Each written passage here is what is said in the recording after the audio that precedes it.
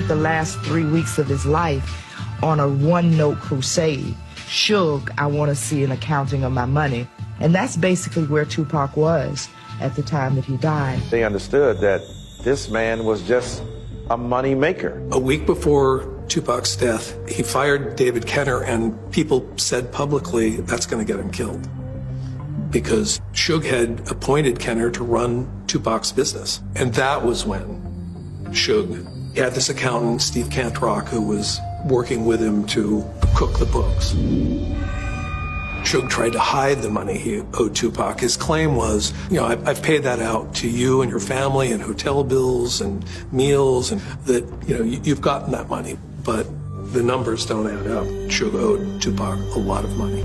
Tupac asks Robinson to find a way to avoid that middleman altogether. You go to wherever you got to go to get the information, but don't let them know. What way do I do that? How do we own all of this? You know what I mean? Myself and Kevin Hackey, we were both on duty that day on the set, and it was in the evening time because it was already night, and I got this phone call from Yasmin Fula, and she said, "Hey Frank, I'm coming down to a Gridlock. Don't you and Kevin leave because I need to talk to the two of you."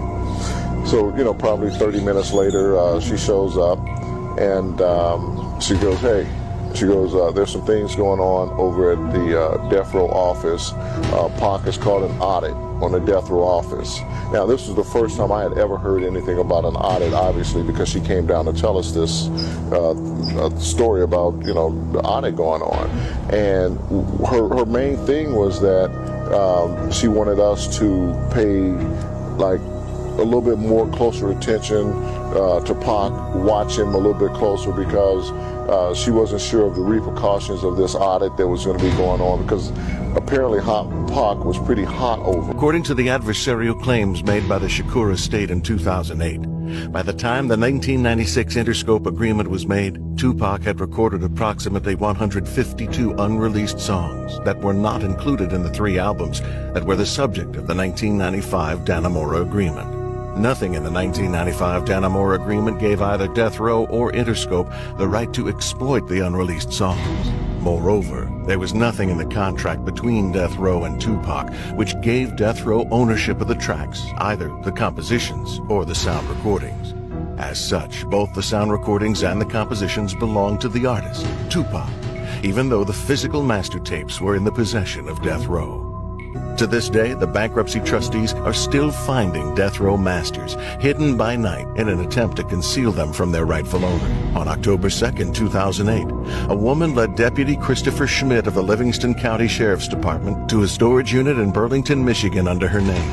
That's where the officer found what would appear to be certain master recordings and videos contained in 10 by 12-inch black boxes. Deputy Schmidt told the court that he had in his possession what he believes to be numerous master recordings of Death Row records that he obtained from the storage unit.